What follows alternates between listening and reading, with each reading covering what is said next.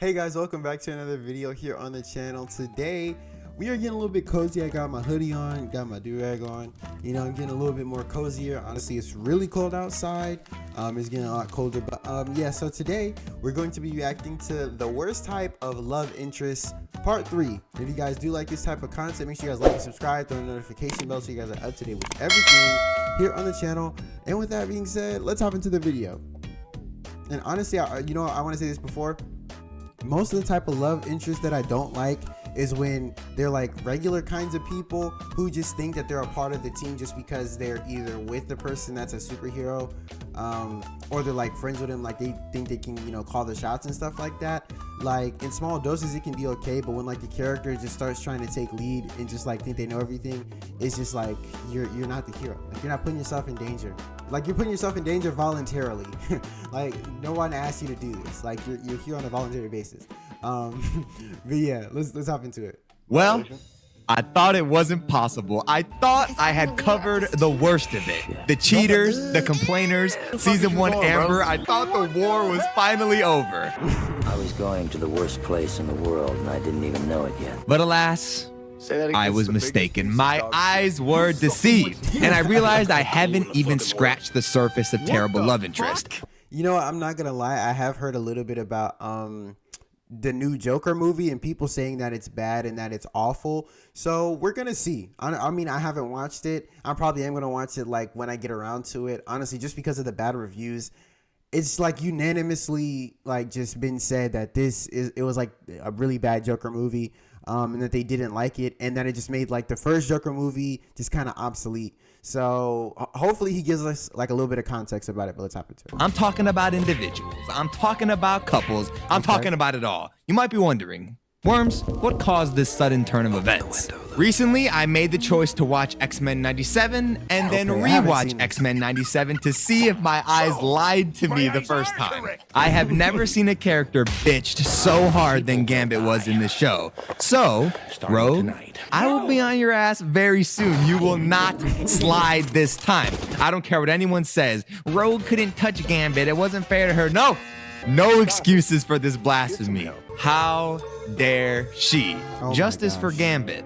Secondly, I had the misfortune of watching My Adventures with Superman. Now, overall, this show is pretty good. Granted, I only watched the first season, but I can already... Honestly, I haven't seen, like most of these shows that he's talking about, I have not seen, so this is going to be like, you know, first time like hearing about it. Tell. I will be sick of this character if I see one more. You lied to me. You lied to me. You lied to me. You lied to me about your secret identity in a comic book show. I'm going to... Bro, oh my gosh. Honestly, that's the one thing that I hate to see too. Like, they just expect someone to reveal their secret identity. What for? Like, why do you deserve to know this piece of information about me? Like, what gives you the right? Like, it doesn't make any sense to me. Like, just because either if you're in a relationship with them, unless you're like married, then okay. But you just like dating someone, like especially in this day and age, I'm definitely not revealing you my secret identity. Of course not. That's none of your business. Like, your business is with the me that you know, not with the me that you don't know. Like, bro, get on somewhere, bro. Like, get on my face. Get on my face. Be mildly upset. Did nobody learn from Amber? Please stop doing this to me. And lastly, with the release of Joker Eiffel Tower 2, which I must say, despite my initial distaste for the Joker movies, this film pleasantly surprised me. It was a really solid, like, 0 out of 10. The entire relationship of Harley Quinn and Joker is long overdue in one of these videos, and I'm not even going to be talking about one specific version of these characters. These two fuckers stretch the multiverse on how ass they are, so I have to mention it. Honestly, you know what? The one thing that I feel like is a hot take was, at least for me when it comes to the Joker, I kind of like the Jared Leto Joker from Suicide Squad. And that may be like a hot take, or that may be like crazy to say, especially for people who are like diehard Joker fans.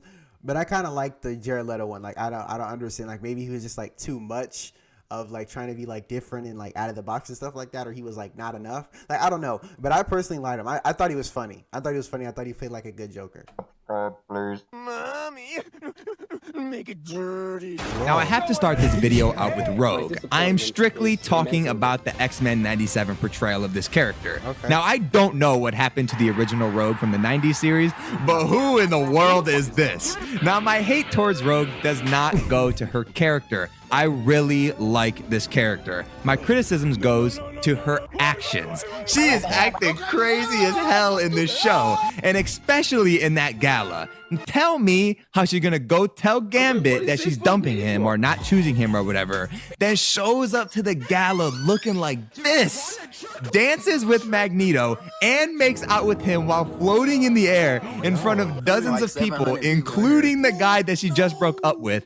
And then, after knowing that Gambit just saw all this shit not 10 minutes after being dumped, she turns down Magneto anyways. If I had a chance to kill one of you motherfuckers, it'll be your ass. What did you do that for? Man, like, did you do that just to hurt Gambit? Like, yo. I mean, I don't know the entire context of the show, and like from just this small snippet, like, of course, you're probably gonna be on Gambit's side, at least just the way that he's framing it.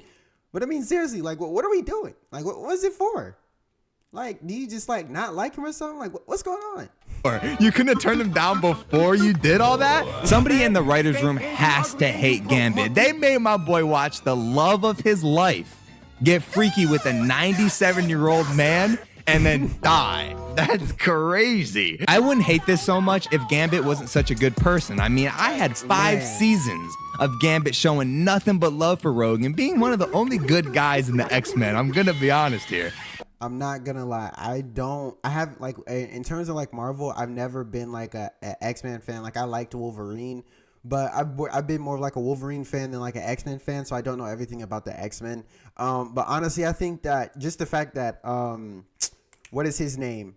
Channing Tatum, like, you know, recently did the adaptation in Deadpool and Wolverine where he's now, you know, the Gambit. I really want him to do like a solo movie just so I can get introduced to Gambit in like a different way. Cause I mean, I don't have like the money to like buy comics or anything like that. And I can definitely like watch videos about Gambit. But I did like really fall in love with the character Gambit because I thought he was like pretty cool. And like his power set was actually like really cool. And I thought I really liked him in Deadpool and Wolverine. And I feel like I, you know, want to see more about him, at least just the way that Channing Tatum portrays him, or even just the character in general. But yeah, so I liked Gambit. I liked Gambit. So honestly, hearing this is kind of sad. I'm not gonna lie. And she throws all of that away, disrespectfully too. However, all of the blame does not lie with Rogue alone. Okay. Magneto, you are way too old to be acting like this. And as for Gambit, look, me personally, there is no way I'm sacrificing myself for a woman who just pulled that kind of stunt. But my biggest problem comes with Rogue after Gambit's death. Sugar. Why is she crying right here? Are you aware of what you just did? Now you want to act all hurt, but you were loving it like not 2 seconds ago. Do I think Rogue loved Gambit? Yes, I do. But if she knew that the no contact was a deal breaker, she should have ended the entire thing much sooner than she did. So when Magneto comes back around and offers Rogue a place at his side with the possibility of a physical relationship, she goes for it. She breaks Gambit's heart, and then he goes and gets himself killed because now he feels like he has nothing left to lose, never knowing that Rogue chose him after doing all of this, by the way. That's so crazy. after Gambit dies, now Rogue wants to feel like the grieving widow and has the nerve to call him my man. Rotten piece of scum put a good man, my man. Official or not, as much as I see everyone trying to make excuses for Rogue here, this does not justify her choice of cucking Gambit in front of everybody. Rogue made this decision. Even if she regretted that decision right away, the damage was already done. There is no take Like, back. I'm not gonna lie, like that's kind of nasty work that you literally publicly like showed that like everyone that you wasn't messing with him no more. Like, it wasn't even like a private thing. Like, you did it in front of everybody to make a statement, and in front of him. Nah. Backs from this. I'm not saying that Gambit's death is entirely Rogue's fault. I mean, it's a little bit her fault, but Gambit made his choice. It's the way that Rogue is acting post-death that makes me feel kind of angry. I mean, where was all this energy when Gambit was telling you it doesn't matter if you can't touch each other? All that I see is you and the 130-year-old flying around and making out. It feels kind of hypocritical, which is my biggest problem. Speaking of hypocritical, Lois Lane from My Adventures with Superman is a touchy character. Now, do I dislike this version of Lois Lane? No, I do not. She has flaws, but what good character doesn't? However, this version of Lois Lane. Honestly, that's the one thing that I hate people saying is like, but what character doesn't have flaws? It's one thing to have flaws, and it's another thing to just be like you hate the character when you're like they're set like when they set them up to be likable. Like the creators want us to like this character, but the character's personality and the things that they do are just so unlikable that you just hate the character. Literally, like you hate the character. And, you know, they're like, well, the character is supposed to have flaws. Yeah, but if they're set up to be a likable character, or if this is a character that we have to spend so much time with throughout the series, then they need to be more likable. Like their character has to go over like overhaul, or they have to have some major character development and some major truth bombs thrown in their face. Like there are definitely characters that I just don't like that I would do like a discussion video about. That just are supposed to be likable characters or characters that we follow throughout the series, even some main characters that are just plain annoying. Like I literally cannot stand them like at all. So like, you know, you can say a character has flaws and stuff like that, of course, because good characters definitely have flaws. But it's one thing to have flaws, and it's another thing to just be unlikable. Like you're just unlikable as a character. Like unless your character is built to be unlikable, then okay. But the creators frame these characters to be likable characters with just unlikable personalities and traits. And it's just annoying to see. It has a trope I seem to be finding a lot of recently. The "you lied to me" trope, or for short, the Amber trope. Similar to Amber from season 1 of Invincible, Lois Lane is angry at Clark for not revealing his identity to her. Now, I'm not sure what's happening, but what is up with the entitlement of these characters, man? I'm saying, like, that's the thing that annoys me, is that they feel like they deserved to know because they want to be a part of the superheroing, or they just want to be in the loop. Like they trying to be nosy. Like this ain't none of your business. This don't concern you. Like go somewhere. Get on, bruh. Like bro, go. Like they acting like they deserve this, or they deserve this piece of information, as if this is just like you just did them a disservice for not telling them. Like excuse me. Who cares? Like this don't concern you. Like, get out my face. And number one, Lois does not have the right to know these details. Compared to Amber, who was at least dating Mark when she got upset with him, Lois is mad at... You know what? I'll say that. That's the only concession that I'll give, is if you're like dating them and it causes them to be in danger because they're around you, then you probably should tell them. That's like the only concession I'll give. Like if they're constantly in danger because they're around you and they're just oblivious to it, then yes. But in this case, no. At her coworker. Why would a guy tell every little detail about himself to a girl he's not even dating? Getting to know someone and knowing everything about them is not the same thing. Number two, she is a reporter who has stated multiple times she wants to out Superman's secrets. You hated Superman. You said he was a liar, and you were gonna find and publish all of his secrets. My secrets. Now you want to act like you never do that simply because you know who Clark Kent is. Literally. Like, that does not make any sense to me. How are you gonna say that you gonna, like, she literally said she was gonna give out all of his secrets, tell everybody who he is, and then just backtrack and say, no, I wasn't. I mean, I don't know. I don't know what it is, but just from his, like, that don't make no sense. Like, bruh, if you're gonna be like that, then of course he's not gonna tell you. Like, why would he want to tell you? Like, are you stupid? You can't act all aggressive before learning Clark is Superman and then try and act all innocent after learning Clark is Superman. Don't the turn line the tears down. I would never do that to you. You're a is liar. kind of redundant considering that you just did that. And I don't give a fuck that Lois jumps off a building in every version. Every That's time insane. she does this, I think it's a little weird. Number three, the line, "a secret is another type of lie," automatically makes you dislike Lois. Unfortunately, you don't always get what you want, and choosing to leave out details of your personal life is something everyone has the right to, and definitely when it comes to sharing that you're fucking Superman to a news reporter. I don't hate Lois Lane by any means, and it's important to give character flaws in order to grow within the story, but giving a character a flaw that is so unnecessary is never the correct route to go. And as for these two fuckers, I'm not not even going to talk about a certain aspect of this couple. Everything about Harley Quinn and Joker is astronomically horrible. Much of it comes from the fact that Joker is a complete balls-to-the-wall psychopath that should have never been given a romance to begin with. But at what point does some of the blame go to Harley Quinn? I mean, you're addicted to bitches punching you in the face? Throwing you in acid, choosing Batman over you constantly, hitting, shooting, yelling. I mean, come on, Harley, stand up.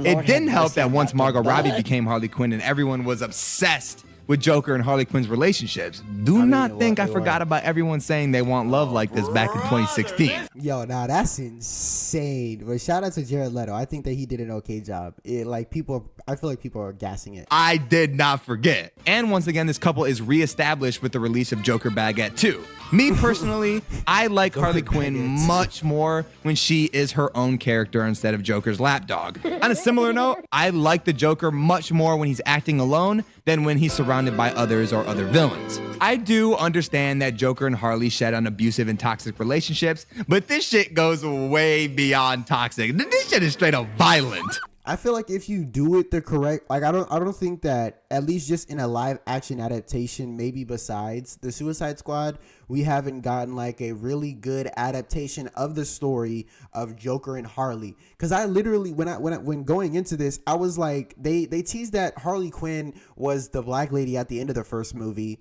the therapist that he was talking to, and I was like, okay, then they're being like canonical about it, except just she's black.